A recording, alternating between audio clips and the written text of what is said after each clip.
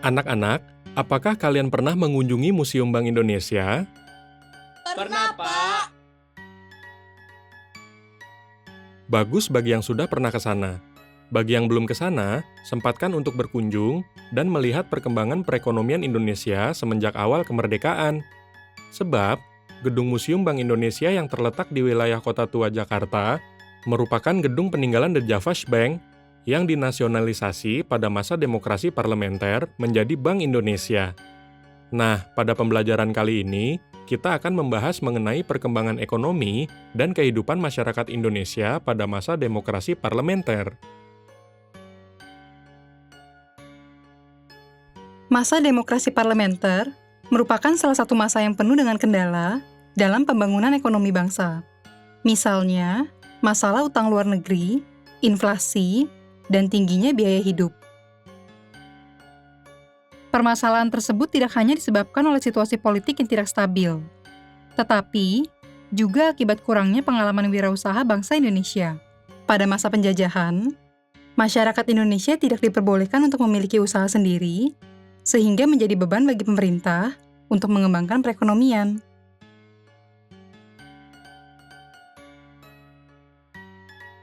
Pada masa demokrasi parlementer, pemerintah Indonesia berhadapan dengan permasalahan ekonomi jangka pendek dan jangka panjang. Permasalahan ekonomi jangka pendek meliputi defisit dan inflasi keuangan.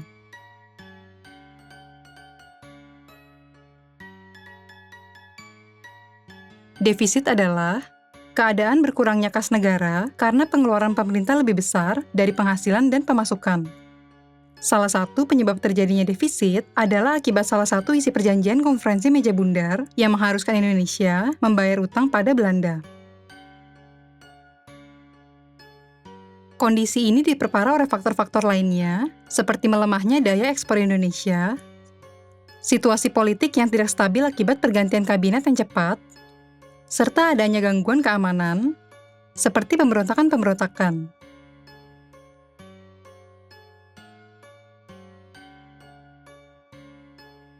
Akibatnya, pemerintah Indonesia mengalami defisit sebesar 5,1 miliar pada tahun 1950.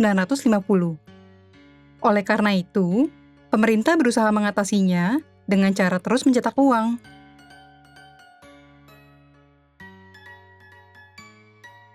Pada masa demokrasi parlementer, mata uang yang berlaku di Indonesia ada 3 macam, yaitu mata uang NICA, mata uang The Javas Bank, dan mata uang Republik Indonesia atau ORI.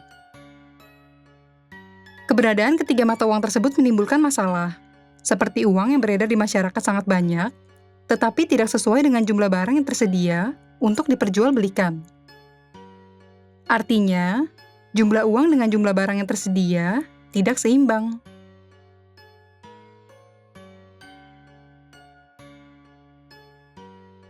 Akibatnya, masyarakat mengalami kesulitan mendapatkan barang-barang yang menjadi kebutuhan pokoknya karena nilai uang yang berkurang dan harga barang yang naik, atau biasa disebut dengan inflasi. Inflasi merupakan keadaan terjadinya kemerosotan nilai mata uang yang disebabkan oleh banyaknya dan cepatnya uang yang beredar, sehingga berdampak pada naiknya harga barang-barang.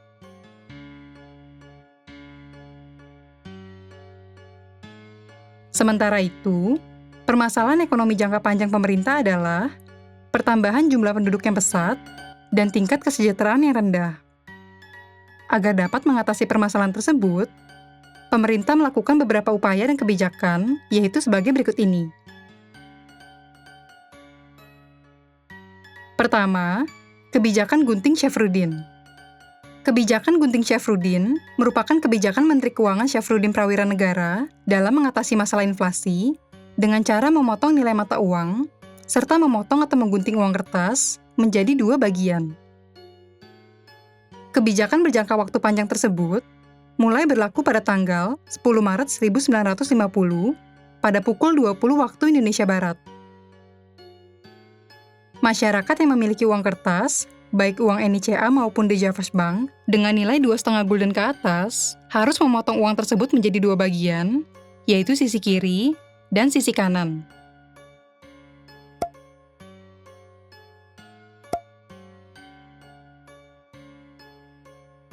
Pada saat yang bersamaan, pemerintah juga melakukan pemotongan nilai mata uang. Misalnya, uang yang dipotong menjadi 2 awalnya bernilai 5 gulden, sehingga setelah dibagi 2, masing-masing bernilai 2,5 gulden. Sisi kiri uang kertas tersebut masih dapat digunakan sebagai alat transaksi yang sah. Tetapi, mulai tanggal 22 Maret hingga 16 April 1950, harus segera ditukar dengan mata uang baru di bank atau tempat-tempat yang telah ditentukan. Setelah tanggal tersebut, potongan uang sisi kiri sudah tidak berlaku lagi.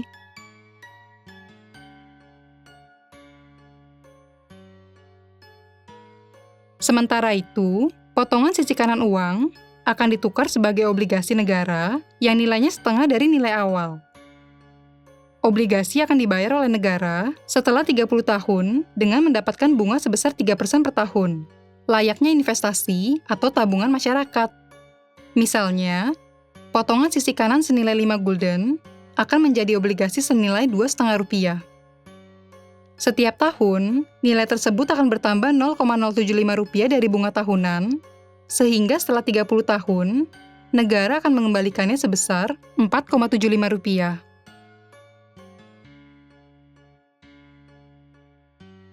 Walaupun secara jangka pendek kebijakan tersebut berhasil mengurangi jumlah uang yang beredar di masyarakat, namun dalam jangka menengah, kebijakan tersebut tidak dapat mengatasi permasalahan ekonomi, sebab 3 tahun kemudian, tepatnya pada tahun 1953, pemerintah kembali menghadapi permasalahan inflasi. Kedua, sistem ekonomi gerakan benteng. Gerakan benteng merupakan sistem ekonomi yang mengubah struktur ekonomi kolonial menjadi struktur ekonomi nasional. Sistem ekonomi nasional adalah semua usaha atau perputaran ekonomi yang dilakukan oleh pemerintah demi kepentingan negara dan oleh masyarakat untuk kepentingan nasional atau kemakmuran bersama.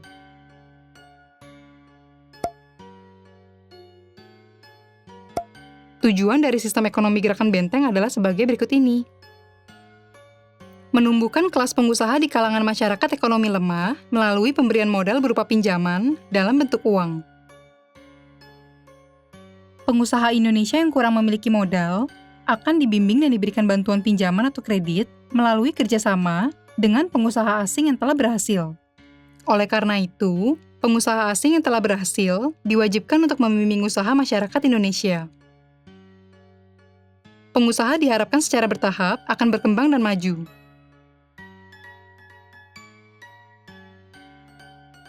Gerakan benteng berlangsung selama 3 tahun, yaitu dari tahun 1950 hingga tahun 1953, dengan penerima bantuan sebanyak 700 pengusaha. Akan tetapi, gerakan ini dinilai gagal karena tidak mencapai tujuan yang ditargetkan pemerintah. Penyebab kegagalan tersebut antara lain, pengusaha Indonesia yang kurang pengalaman dan pengetahuan tidak dapat bersaing dengan pengusaha lain. Akibat sistem ekonomi liberal yang membebaskan setiap orang untuk berwirausaha dan bersaing secara adil. Pengusaha Indonesia memiliki mental cenderung konsumtif, yaitu senang menggunakan atau menghabiskan modal, dan kurang memiliki mental untuk menghasilkan. Pengusaha Indonesia cenderung bergantung pada pemerintah, misalnya lebih suka menunggu bantuan daripada meningkatkan usaha melalui pinjaman yang diberikan. Pengusaha Indonesia kurang mandiri dalam mengembangkan usahanya. Pengusaha Indonesia ingin mendapatkan untung besar dengan cepat dan bergaya hidup mewah. Pengusaha Indonesia selalu menyalahkan kebijakan dengan mencari keuntungan cepat dari kredit yang diperolehnya.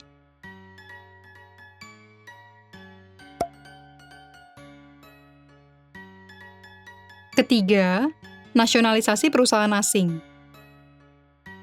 Kebijakan nasionalisasi perusahaan asing, yaitu mengambil alih perusahaan peninggalan Belanda, merupakan program pemerintah yang dilakukan setelah upaya memajukan pengusaha Indonesia mengalami kegagalan.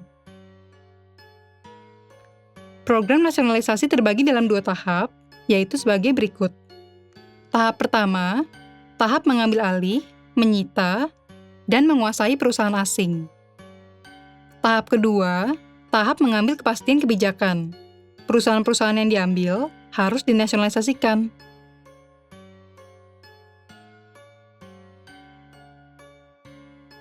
De Javas Bank merupakan salah satu perusahaan yang dinasionalisasi oleh pemerintah dan diubah namanya menjadi Bank Indonesia. Saat pemerintahan Hindia Belanda, De Javas Bank berfungsi untuk mengeluarkan uang kertas dan mengatur perputaran uang. Walaupun namanya berubah, fungsi dari Bank Indonesia tidak berubah. Hanya saja, uang yang diproduksi adalah mata uang rupiah. Dengan adanya Bank Indonesia, bangsa Indonesia memiliki lembaga keuangan yang bertugas menjaga dan memelihara kestabilan mata uang. Perusahaan asing lainnya yang dinasionalisasi antara lain sebagai berikut ini. Bidang perkebunan, misalnya perkebunan kelapa sawit, tebu, dan lainnya, di Pulau Jawa dan Pulau Sumatera. Bidang perdagangan, misalnya di Big Five, Boursemay, Internatio, Jacobson Van den Berg, Lindettef Stockfish, dan Geoware yang digabung menjadi 3 BUMN niaga, yaitu PT Cipta Niaga, Persero, PT Dharma Niaga, Persero, dan PT Panca Niaga, Persero.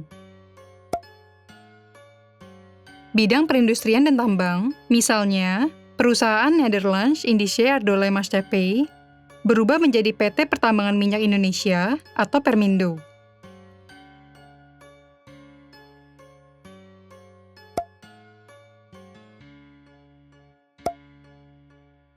Bidang perbankan, misalnya Nederlands Handel Maatschappij, NV Factory, dinasionalisasi dan dilebur menjadi Bank Rakyat Indonesia. Bidang listrik dan gas, misalnya Algemene Nederlands Indische Elektriciteit Maatschappij, anak perusahaan NV Mens & Co., dilebur menjadi Perusahaan Listrik Nasional atau PLN. Bidang transportasi, misalnya perusahaan kereta api NV Delhi Spoorweg Maatschappij dinasionalisasi menjadi Perusahaan Negara Kereta Api atau sekarang PT Kereta Api Indonesia Persero. Keempat, finansial ekonomi atau FINEK. Pada tanggal 7 Januari 1956, tepatnya pada pemerintahan Baharudin Harahap, Indonesia mengirimkan delegasi ke Belanda untuk merundingkan masalah finansial ekonomi atau FINEK. Permasalahan ini berkaitan erat dengan terbentuknya Uni Indonesia Belanda berdasarkan perjanjian Konferensi Meja Bundar yang dianggap lebih menguntungkan Belanda. Sebab, persekutuan diketuai oleh Ratu Belanda sehingga Belanda dapat mengatur perekonomian dan mengatur kebijakan ekonomi Indonesia. Pada perundingan tersebut, Indonesia mengajukan beberapa usulan, yaitu sebagai berikut. Pertama, pembatalan persetujuan FINEK hasil Konferensi Meja Bundar. Kedua, hubungan FINEK Indonesia dan Belanda didasarkan atas hubungan bilateral. Artinya, kerjasama tidak didasarkan atas hubungan persekutuan atau Uni Indonesia-Belanda, tetapi hubungan antar dua negara. Ketiga, hubungan FINEK didasarkan atas undang-undang nasional dan tidak boleh diikat oleh perjanjian lain. Akan tetapi, ketiga usulan tersebut ditolak oleh pemerintah Belanda. Dengan demikian, pada tanggal 13 Februari 1956, pemerintah Indonesia secara sepihak melaksanakan rancangan FINEK dengan membubarkan Uni Indonesia-Belanda agar dapat melepaskan diri dari ikatan ekonomi dengan Belanda. Akibatnya, banyak pengusaha Belanda yang menjual perusahaannya di Indonesia. Tetapi, pengusaha lokal belum mampu mengambil alih perusahaan tersebut. Kelima, Rencana Pembangunan 5 Tahun atau RPLT. Rencana Pembangunan 5 Tahun atau RPLT merupakan salah satu program pemerintah yang bertujuan untuk menentukan fokus atau target pembangunan ekonomi jangka pendek. RPLT dicetuskan pada masa Kabinet Ali Sosroamidjojo II, namun program tersebut tidak berjalan dengan baik akibat adanya beberapa faktor, yaitu sebagai berikut ini. Depresi ekonomi di Amerika Serikat dan Eropa Barat pada akhir tahun 1957 dan awal tahun 1958 mengakibatkan merosotnya ekspor serta pendapatan negara Indonesia. Saat itu, Amerika Serikat dan Eropa Barat merupakan target utama ekspor hasil perkebunan dan pertanian Indonesia. Memperjuangkan pembebasan Irian Barat dengan melakukan nasionalisasi perusahaan-perusahaan Belanda di Indonesia ternyata menimbulkan gejolak ekonomi. Saat itu, Irian Barat masih dikuasai Belanda, sehingga pemerintah Indonesia mengambil alih semua perusahaan Belanda. Akan tetapi, Indonesia masih belum mampu mengelola perusahaan-perusahaan tersebut sehingga hasil produksinya tidak maksimal. Ketegangan antara pemerintah pusat dan daerah mengenai pembagian anggaran daerah yang tidak merata, terutama antara Indonesia bagian timur dengan Pulau Jawa, menyebabkan berbagai daerah menerapkan kebijakan ekonominya masing-masing.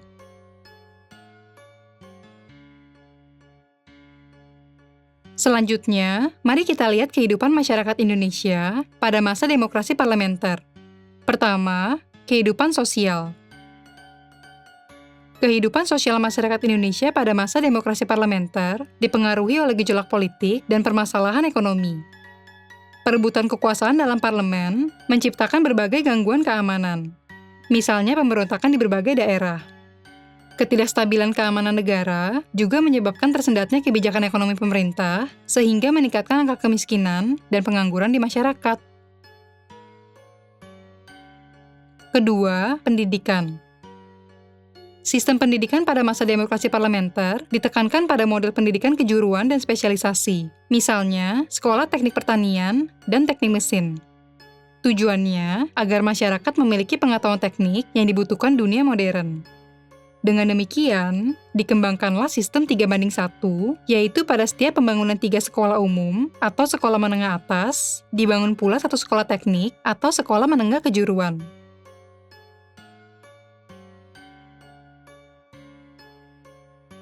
Melalui pendidikan teknik atau kejuruan, pemerintah berharap lulusannya dapat langsung masuk ke dunia kerja atau menciptakan lapangan kerja. Selain itu, pemerintah juga mengeluarkan kebijakan mengenai sekolah tinggi atau universitas, yaitu di setiap provinsi harus ada 1 universitas negeri. Oleh karena itu, setiap daerah mulai memiliki sekolah tinggi, misalnya Universitas Airlangga di Surabaya, Universitas Hasanuddin di Makassar, Universitas Pajajaran di Bandung, Universitas Andalas di Bukit Tinggi, dan Universitas Sumatera Utara di Medan. Ketiga, kesenian. Pemerintah juga memberikan perhatian pada bidang kesenian, misalnya dengan mendirikan berbagai organisasi seni lukis, seperti Organisasi Pelukis Indonesia dan Gabungan Pelukis Indonesia. Selain itu, pemerintah mendirikan sekolah tinggi seni rupa, seperti Akademi Seni Rupa Indonesia di Yogyakarta. Pada bidang sastra, sastrawan yang terlahir pada masa demokrasi parlementer yaitu Mokhtar Lubis melalui novel berjudul Jalan Tak Ada Ujung, Abdul Muiz dengan novel berjudul Surapati, serta seni drama dari Utuy Tatang Sontani berjudul Awal dan Mira.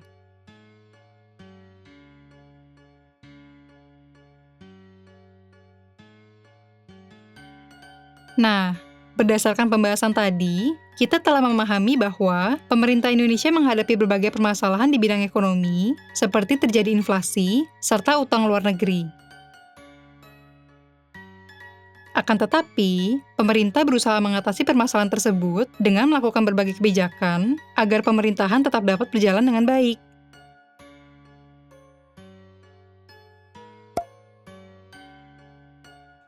Permasalahan ekonomi yang dihadapi pemerintah juga dirasakan oleh masyarakat Indonesia. Selain harus ikut terdampak dari adanya perebutan kekuasaan dan pemberontakan, masyarakat juga dihadapkan pada kelangkaan dan mahalnya barang-barang kebutuhan pokok. Banyaknya perusahaan asing yang tutup juga menimbulkan masalah pengangguran dan kemiskinan. Akan tetapi, kemajuan masyarakat tetap terlihat, terutama pada bidang pendidikan dan kesenian.